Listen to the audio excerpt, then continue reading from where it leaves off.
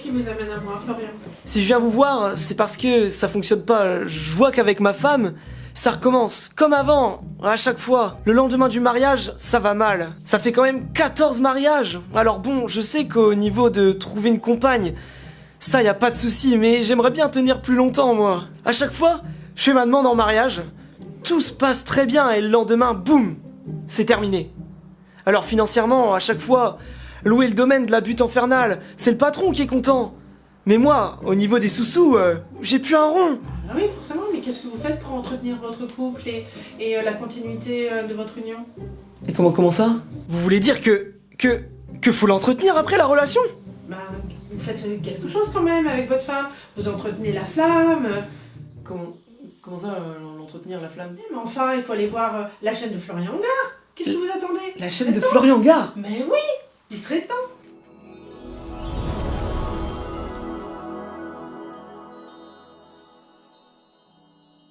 Salut à tous mes futurs mariés, c'est Florian Gard, j'espère que vous allez bien. On se retrouve aujourd'hui dans une nouvelle vidéo. Aujourd'hui les amis, quel est le secret d'un mariage qui dure? Comment entretenir la flamme? Je suis accompagné d'Armelle Gérard, d'AG2 Formation, c'est bien ça? Oui, c'est ça. Alors du coup, bonjour. Bonjour. Merci de nous recevoir dans ce lieu incroyable. Regardez ça les amis, c'est incroyable. Le jardin, on est bien reçus. Donc du coup, je vais te demander de te présenter brièvement. On reviendra sur qui tu es, ton parcours un petit peu plus tard dans la vidéo. Du coup, présente-toi. Alors, je suis Armelle Gérard, AG2 Formation. J'ai aussi mon cabinet indépendant depuis des années. Je suis coach de vie, mais aussi magnétiseuse, relaxologue, thérapeute en développement personnel. Je suis conférencière aussi et puis formatrice depuis maintenant une petite vingtaine d'années. Une petite vingtaine d'années. Ouais. C'est nous ça, 20 ans. C'est loin tout ça, hein. Du coup, beaucoup de casquettes, mais du coup qui tournent autour de la même... Oui, pour pouvoir prendre l'individu dans sa globalité, il fallait réunir plusieurs techniques. Et donc il y a 5-6 ans, j'ai créé les GoPartologie qui réunit justement toutes ces techniques dans un seul métier, qui a une marque déposée qui est en cours actuellement. Surtout les amis, n'hésitez pas à cliquer sur le lien qui est dans la description. Vous pouvez télécharger le PDF de cette vidéo qui va résumer tout ce qu'on va dire dans cette vidéo, ça va être résumé. Et vous pourrez retrouver des conseils mariage gratuits qui va arriver dans votre boîte mail chaque semaine. Il y a juste à cliquer sur le lien dans la description. Avant de commencer la vidéo, j'aimerais que vous vous abonniez à la chaîne YouTube. Ça m'aide grandement pour développer cette communauté et faire connaître la chaîne pour aider le plus de futurs mariés possible en France. Donc voilà, ça fait vraiment plaisir. On va commencer cette vidéo, donc du coup, je vais me mettre à la place d'un futur marié. Je suis en plein dans les préparatifs avec ma femme. Tout se passe bien, mais j'ai peur qu'après le mariage, il y a un contre-coup et qu'on n'ait plus vraiment au final d'objectif. C'est pour ça que je viens vous voir pour cette consultation d'extérieur. Donc première question, déjà est-ce que ce que je dis est vrai? Oui, bien sûr que c'est vrai. Et pourquoi? Alors oui, c'est vrai, puisque la préparation d'un mariage, ça demande beaucoup de stress. Selon la personnalité de l'individu, il sera soit avant le mariage ou pendant la cérémonie ou juste après. Juste après un mariage, il y a une sensation de vide, une sensation que voilà, le projet a pris fin et mon Dieu, il n'y a plus rien derrière. Et après, il y a la concrétisation, ça y est, on est mariés. Est-ce que je vais être à la hauteur? Est-ce que si? Est-ce que ça? Il y a plein de peurs qui vont apparaître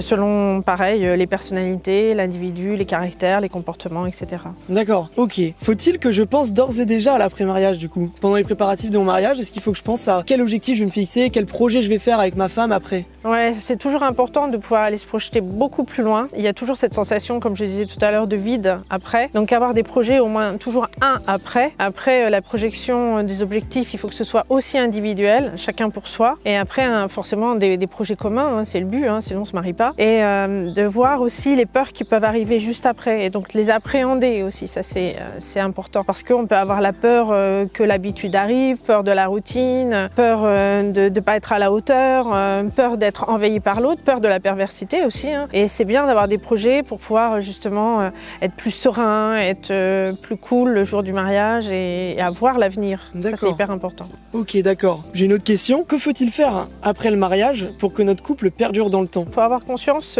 qu'un couple, c'est 3 personnes. C'est toi, moi et nous. Trop de personnes oublient le nous, où au départ ils pensent et après ça part très vite. Chacun doit avoir ses projets personnels. Toi, tu fais ta vie. Moi, je fais ma vie et on se retrouve régulièrement. On dit toujours qu'un couple, c'est pas main dans la main. C'est pas vrai. Parce qu'il y en a toujours un qui va essayer de manger l'autre, inconsciemment ou consciemment. Un couple, c'est avant tout 2 personnes à part entière qui respectent l'autre. Mais voilà, ils vivent leur passion, ils vivent leur truc, ils se retrouvent et puis ça repart. Et ça, quand on regarde le symbole, c'est le caducée de la médecine, c'est la forme de l'ADN, c'est aussi le mouvement d'oscillographie de l'intestin, du cœur, le rythme cardiaque. C'est jamais plat. Et donc si c'est comme ça, à un moment donné, ça va dysfonctionner. fonctionner. Donc il faut vraiment avoir la sensation qu'on est aussi une troisième personne, le nous, et qu'on est solidaire, et pas dans ce sens-là, mais plutôt dans ce mouvement-là. Il ne faut pas systématiquement partir en vacances toujours avec les mêmes amis, ou quand après il y a des enfants, les familles complètes. Il faut aussi avoir ces moments privilégiés à deux et nourrir ces moments privilégiés. Parce que sinon, à un moment donné, on voit plus que les défauts de l'autre, on est agacé, on n'a pas arrivé à satisfaire ses propres besoins psychologiques qui sont là encore très différents d'une personne à une autre. Et forcément, ça coince et on va faire des reproches, on va trop attendre de l'autre. Je dis toujours dans un couple, l'autre, ça doit pas être le gâteau tout entier. Il doit être que la cerise sur le gâteau. On doit fabriquer notre gâteau en tant qu'individu, homme ou femme, et l'autre, il vient en plus. On doit d'abord être bien tout seul, et puis lui, l'autre, vient en plus. Sinon, ça fonctionne pas. Et donc, il faut faire attention à ça. L'autre n'est que la cerise, c'est tout. Une fois qu'on a compris ça, quel objectif je peux me fixer à ma femme et à moi, au nous? Est-ce que faire un enfant, c'est une bonne idée? Alors, s'il y a une envie réciproque, oui, mais il y a plein d'autres objectifs. Ça peut être, bien sûr, les voyages, ça peut être tout simplement avoir besoin de sérénité dans le couple, savoir se retrouver, apprendre à se connaître, être aussi très tactile, prendre le temps de se regarder vraiment, de s'écouter vraiment, parce que vous avez des couples qui finissent par plus s'écouter, c'est-à-dire il y en a un qui parle, l'autre il dit au fait tu m'as dit quoi tout à l'heure? Quand il y a un manque d'écoute, à un moment donné, il y a une saturation dans le couple. Les projets, ça peut être la construction d'une maison, ça peut être aller se balader ensemble, faire une activité ensemble, faire un sport ensemble, mais c'est aussi laisser de la liberté à l'autre de pouvoir faire ce qu'il a besoin. On dit qu'il faut vivre toujours à un moment donné un peu comme si on était encore dans une lune de miel. Ok, donc ensuite, question suivante, ça va être quelle source de stress je peux développer pendant les préparatifs de mon mariage qui vont engendrer des problèmes juste après? Alors il y a différentes sources de stress qui vont arriver soit avant ou pendant ou juste après le mariage. Donc ça va être la peur de mal faire, la peur de ne pas être vu comme assez bien, la peur des critiques, la peur de la solitude.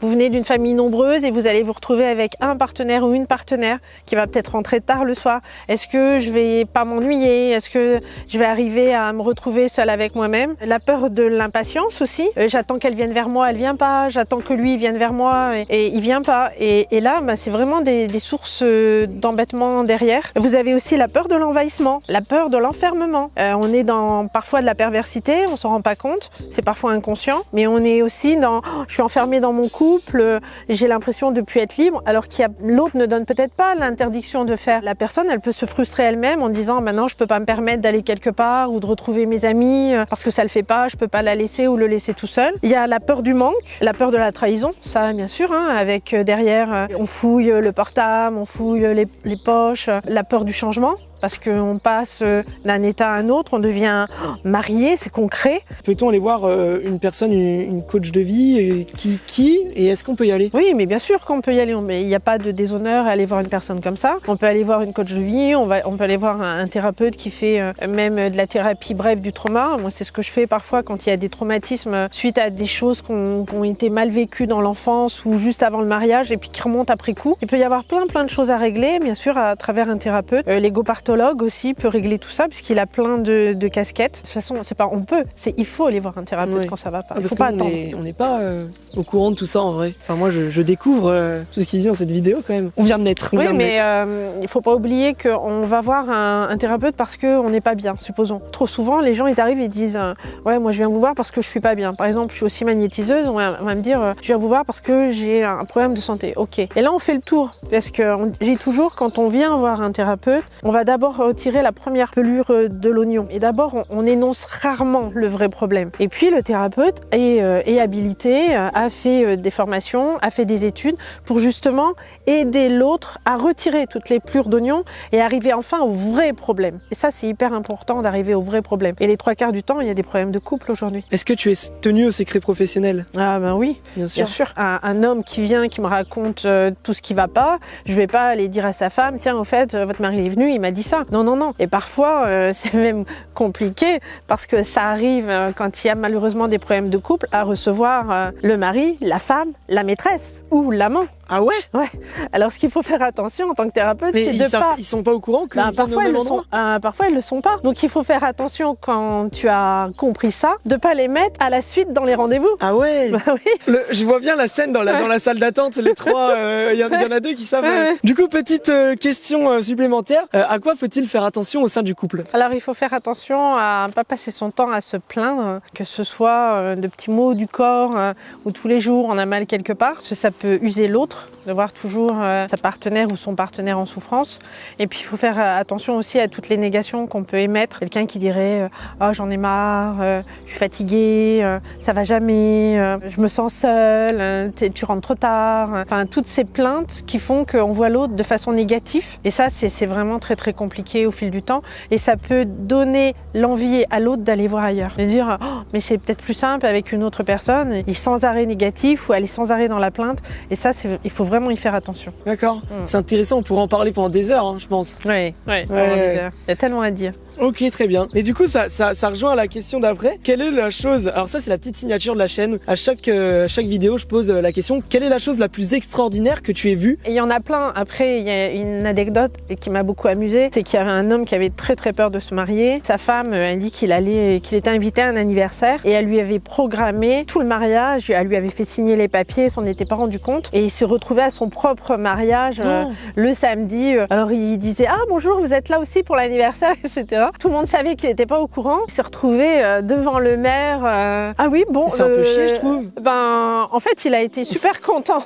Alors, oui, parce qu'il avait tellement peur. Il se dit, j'aurais jamais passé le pas. Et en fait, il a vécu sa journée, innocemment, comme un enfant et qui on n'avait rien dit. Et puis, une vraie découverte. Alors, ça aurait pu être le sens inverse. Hein. Ouais. Forcément, il aurait pu dire, non, qu'est-ce que c'est que cette histoire? Elle me force. Non, lui, il l'a pris avec beaucoup d'humour. Et ça a amusé beaucoup tout le monde qui est rentré dans le jeu, d'ailleurs. Hein. C'est incroyable. Les invités, la famille, tout le monde était rentré dans le jeu. Alors, c'est bientôt ton anniversaire. Et ça a été hyper amusant, quoi. C'est incroyable. Ouais. Une autre anecdote, là, qui est un peu moins amusante. L'année dernière, j'avais 3 patientes qui se mariaient le 21 août 2021. Aucune ne s'est mariée le 21 août 2021. Alors, sur les 3, il y en a une... C'était la date de l'année...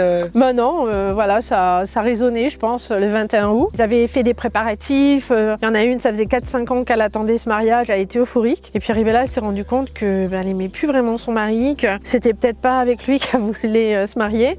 Donc, 3 mois avant, elle a annulé son mariage. Et les 2 autres, ils ont reculé parce que avec tout ce qui s'était passé en 2020-2021, ils étaient plus sûrs de l'orientation qu'ils voulaient prendre.